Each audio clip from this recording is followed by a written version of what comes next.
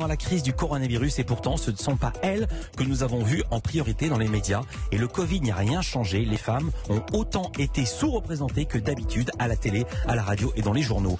C'est notre info du jour et ce sont les conclusions d'un pré-rapport sur la place des femmes dans les médias en temps de crise. Pré-rapport remis la semaine dernière à Franck Riester, le ministre de la Culture, et à Marlène Schiappa, la secrétaire d'État en charge de l'égalité femmes-hommes. Rapport remis par la députée LREM Céline Calvez. Bonjour Céline Calvez. Bonjour. Merci d'être avec nous en direct sur Europe 1. Déjà, première question, à quoi sert de faire un pré-rapport? Pourquoi ne pas attaquer directement avec le rapport?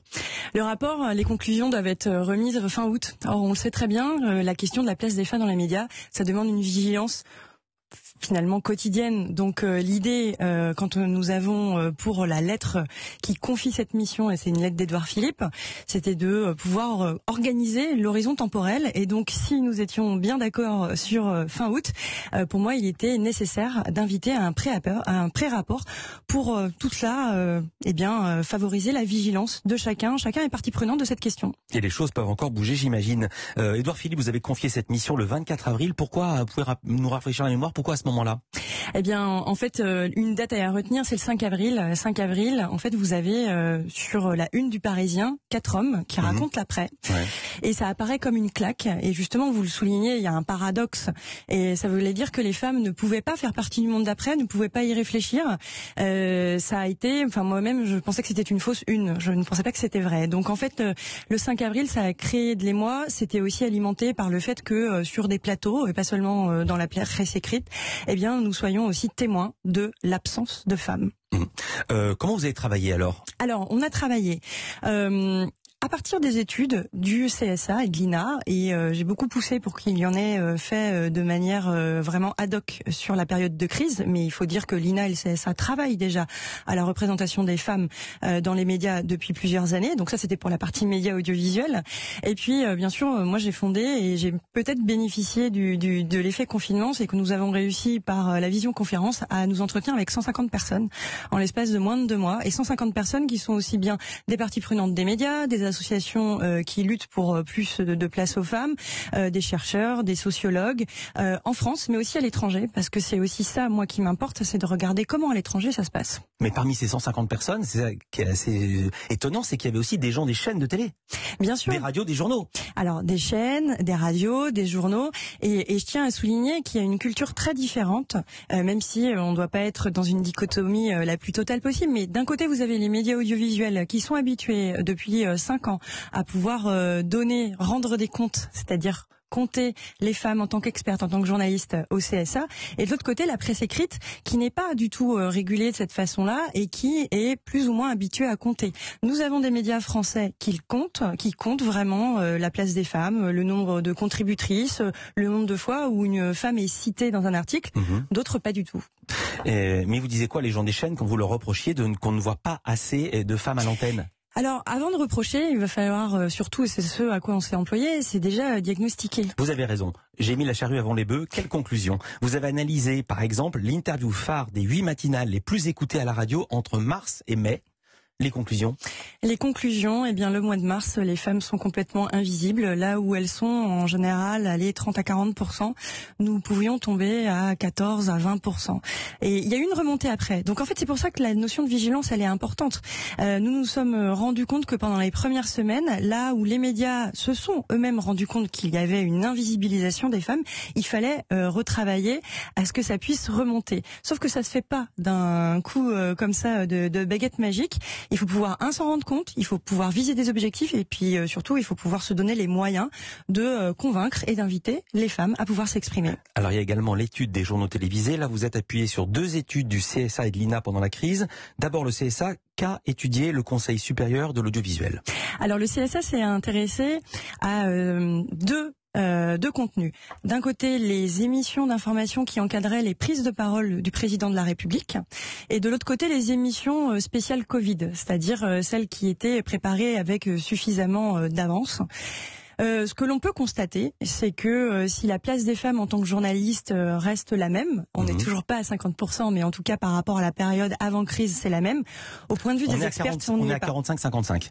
Sur les présentatrices, mais voilà. Sur les expertes, en revanche, alors là, j'ai le chiffre sous les yeux, 80% des experts sollicités étaient des hommes. Eh oui, et en fait, là, on a vraiment connu cette décrue. C'est vraiment sur la place des expertes. Ce qu'il faut souligner, et c'est pour ça que ce n'est pas que la responsabilité des médias, on a aussi une situation qui est une crise inédite où la parole scientifique est vraiment consacrée. Or, la parole des femmes dans les sciences n'est pas encore à la hauteur de ce qu'elles peuvent apporter et de ce qu'elles apportent. Il y a 2 ans, moi, j'ai pu travailler sur la place des femmes dans les sciences et force est de constater que dans les instances hiérarchiques, dans les lieux de pouvoir des sciences, les femmes n'ont pas encore la place qu'elles méritent. Et quand on voit même les classes scientifiques, il y a beaucoup plus de garçons que de filles. Alors, jusqu'à un certain moment, puisque vous avez plus de succès des filles, par exemple, sur le baccalauréat scientifique. Et puis après, vous avez ce phénomène où on est de moins en moins présent. Et il y a un véritable phénomène de régression dans la programmation informatique et dans ce qui va donner l'intelligence artificielle. Dans les années 80, vous savez, il y avait plus de femmes dans ces filières-là que maintenant. Ce qui est complètement fou.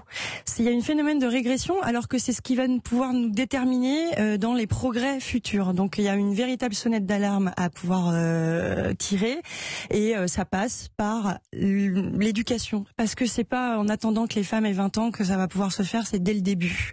Et je ne peux que vous donner raison. On a vu des femmes à la télévision, elles étaient majoritaires parmi les témoins pendant la crise du Covid, 55%, notamment chez les professionnels de santé, mais seulement 27% d'entre elles parmi les médecins entendus. C'est quand c'était les infirmières, c'était des femmes, de fait, ça vous fait sourire, en même temps c'est tragique, mais chez les médecins, c'était des types qui parlaient.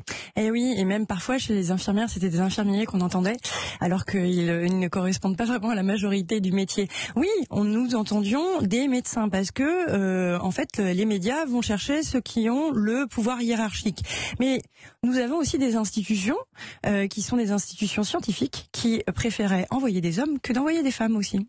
On a parlé de l'étude du CSA, on va parler maintenant de celle de l'INA. Vous restez avec nous, Céline Calvez. On continue à parler de la sous-représentation des femmes dans les médias et notamment pendant la crise du coronavirus.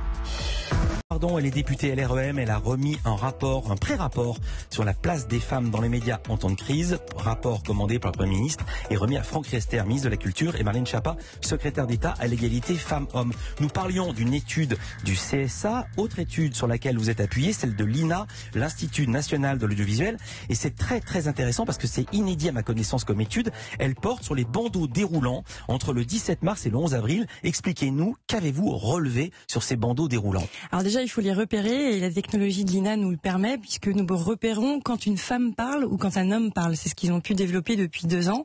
Donc ça a permis d'isoler les moments où il y avait des femmes et de regarder effectivement sur les bandeaux d'incrustation comment les femmes étaient présentées. Ouais. Et là, on peut avoir le concept d'autorité qui peut être apporté. C'est une autre façon de pouvoir mesurer la légitimité que l'on va donner aux femmes. Et donc ce travail qui a été fait avec 2 sociologues, Cécile Méadel et Marlène Coulonguli, est vraiment à noter. Vous avez raison, c'est inédit et nous devons poursuivre en utilisant la recherche, en utilisant ce que la technologie permet à la recherche pour avoir suffisamment de recul et pouvoir non pas apprécier seulement la présence, le temps de parole, mais aussi la façon dont les femmes sont présentées. Ça, c'est pour la forme, mais sur le fond, comment étaient-elles présentées et versus la façon dont les hommes étaient présentés? Eh bien, on va dire que si les hommes étaient présentés comme ayant un pouvoir d'autorité à 77%, il n'en était pas du tout le cas. On était à moins de 50% pour les femmes. Oui, mais est-ce que c'était le reflet de la réalité ou est-ce que c'est une sorte de volonté maligne, je dirais, funeste? Si, pardonnez-moi, si les cliniques sont dirigées à 90% par des hommes et que vous voulez un chef de clinique, il est normal que ce soit un homme, malheureusement. Eh bien, en fait, oui, il y a une réalité qui fait que les femmes ne sont pas encore assez présentes dans ces postes de pouvoir. Mais la façon dont on pouvait présenter les rares qui pouvaient l'être n'était pas satisfaisante par rapport à leur légitimation. Vous avez peut-être un titre qui pouvait reprendre plusieurs fonctions d'un homme, et puis on n'imaginait pas trop le faire pour les femmes aussi. Donc ce fait-là, il est à poursuivre. C'est inédit. Il faut pouvoir comme ça, l'INA a de quoi faire beaucoup plus et il faut pouvoir l'engager. L'INA nous permettra aussi, d'ici la fin de nos conclusions définitives, de pouvoir analyser comme ça des centaines, des milliers d'heures pour regarder comment de 2019 à 2020 et pour pouvoir bien apprécier quelle est la différence sur la période de mars-avril-mai. Ça, il faut qu'on puisse le faire. Il faut compter, mais il faut aussi apprécier la qualité. Alors, on sent votre enthousiasme. Pourquoi, selon vous, la crise du coronavirus aurait changé quelque chose, pardon de ma question un peu cynique, pourquoi la crise du coronavirus aurait changé quelque chose à la perception, à la présentation et la représentation des femmes dans les médias ? Je ne sais pas si elle aurait changé, mais en fait, nous, notre vigilance, c'était pour pas que ça soit aggravé, en fait, que cette minoration de la place des femmes ne soit pas aggravée. On le sait très bien, en période de crise, sous couvert d'urgence, on fait moins attention à ce qui est pourtant important. Nous devons, en tant que Françaises, pouvoir nous reconnaître dans les médias. Nous devons, en tant que femmes, pouvoir nous reconnaître. Donc là, l'idée était d'appeler à la vigilance, pour pas que ce soit aggravé. Et si on peut trouver dans notre étude quelque chose d'intéressant, c'est surtout les façons dont on va pouvoir faire que ça aille mieux, et pas seulement en période de crise, mais en temps normal. Et alors, ce qui est très intéressant dans votre propos, c'est que vous estimez que des efforts doivent être faits des deux côtés. C'est-à-dire ? Alors des deux côtés, quand je parle des deux côtés, c'est du côté des médias et du côté des femmes. Pour reprendre le nom de la mission qui m'a été confiée, c'est la place des femmes dans les médias en temps de crise. On ne peut pas dire que ce soit que de la part des médias que viennent se faire. Il y a les institutions, il y a les femmes, il y a la façon dont, par exemple, certaines expertes, quand elles sont appelées, peuvent refuser. Je vous interromps juste pour raconter ici le cas de Caroline Roux, qui présente tous les jours sur France 5 l'émission C'est dans l'air. Son objectif déclaré depuis 2 ans ou 3 ans, c'est la parité totale. Elle-même est une femme, elle est militante. Et elle dit elle dit pas c'est un enfer, elle dit c'est très très très difficile. Il faut en appeler des dizaines parfois pour avoir une femme qui accepte de se déplacer pour des raisons X ou Y, les enfants, et aussi parce que parfois elle se sent pas légitime à parler d'un sujet ou de sortir un tout petit peu de son cadre. Alors, il faut que les deux côtés se comprennent mieux. C'est-à-dire qu'il faut que les expertes comprennent la valeur de l'occasion qui leur est donnée quand elles sont invitées à prendre la parole. Mais il faut aussi que les médias comprennent dans quelle mesure il faut davantage travailler en amont ce lien avec les expertes. Quand vous demandez à quelqu'un qui n'est pas habitué aux médias de venir sur un plateau en l'espace d'1 heure, ce n'est pas forcément simple. Donc, il faut comprendre ce questionnement et il faut favoriser la rencontre des médias et des experts. Il y a déjà des initiatives qui existent dans ce sens-là, il faut aller encore plus loin.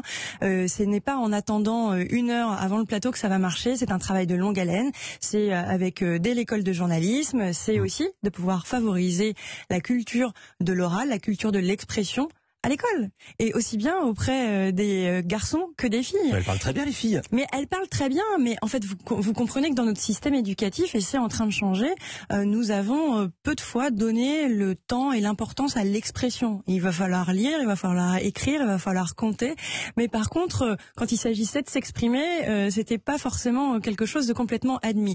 Aujourd'hui, avec la réforme du bac et la mise en place d'un grand oral, on y vient, et l'idée, c'est que ça infuse dès la maternelle cette question-là. Donc, les hommes, les femmes ont la parole, ont le pouvoir de la parole, aux expertes et aux médias de trouver les bons moyens pour que les expertes puissent accepter du premier coup une invitation. Ça ferait gagner du temps aux expertes comme aux médias. Il n'y a pas que des tristes constats dans votre pré-rapport, il y a des pistes, des recommandations pour établir la parité.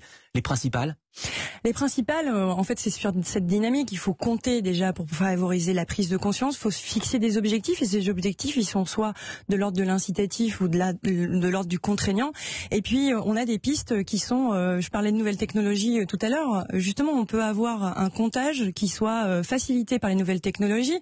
Nous avons échangé avec Le Temps, qui est ce journal suisse qui a mis en place le paritomètre au quotidien. Vous pouvez suivre le nombre de contributrices sur Le Temps. Et donc, en fait, ça leur a demandé peut-être 2-3 jours de développement. C'est complètement utilisable par l'ensemble des médias français. Ce serait bien qu'on puisse le faire aussi. Je précise sur Le Temps. Le Temps, c'est le nom du journal. Oui, c'est pas que ça prête à confusion. Est-ce que vous seriez pour l'instauration de quotas et donc de sanctions si ces quotas hommes-femmes n'étaient pas respectés ? Eh bien, oui. En fait, le quota fait peur en France, mais en fait, le quota veut désigner beaucoup de choses. Vous avez l'instauration de quotas à 50%, parfois vous avez des quotas à 30%. Qu'est-ce qu'on désigne en termes de quotas ? Est-ce que c'est sur une obligation de moyens ? Est-ce que c'est sur une obligation de résultats ? Moi, je pense que nous pouvons aller. Regardez la loi Copé-Zimmermann qui impose un quota de 40% de femmes au conseil d'administration. C'est le cas, c'est bien, on a des boîtes qui se portent bien quand même. Donc je pense qu'on peut y aller. Par contre, et ça c'est l'intérêt aussi du rapport d'étape. Oui. D'un mot, je vais finir sur mon exemple de Caroline Roux, qui je pense est édifiant. Supposons que vous imposiez un quota, mais qu'elle-même ne trouve pas de femmes pour venir parler de, je sais pas moi, une catastrophe, une usine qui a explosé. Elle trouve pas de femme chimiste, elle fait quoi ? Alors, on a échangé avec Caroline Roux et vous savez bien, effectivement, il faudrait pas que ces quotas soient contre-productifs. C'est pour ça que dans les conseils d'administration, ça n'a pas été fixé à 50% et 40%. Donc il faut trouver le bon niveau et puis surtout, il faut donner les moyens à chacun de pouvoir atteindre l'objectif. D'ici fin août, quand le rapport définitif sera remis, qu'allez-vous faire sur ce sujet-là ?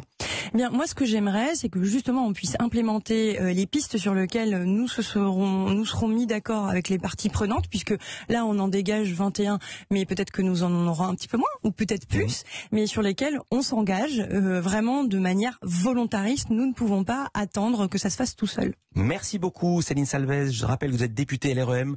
Il y a écrit Calvez, députée LREM en charge du rapport sur la place des femmes dans les médias en temps de crise.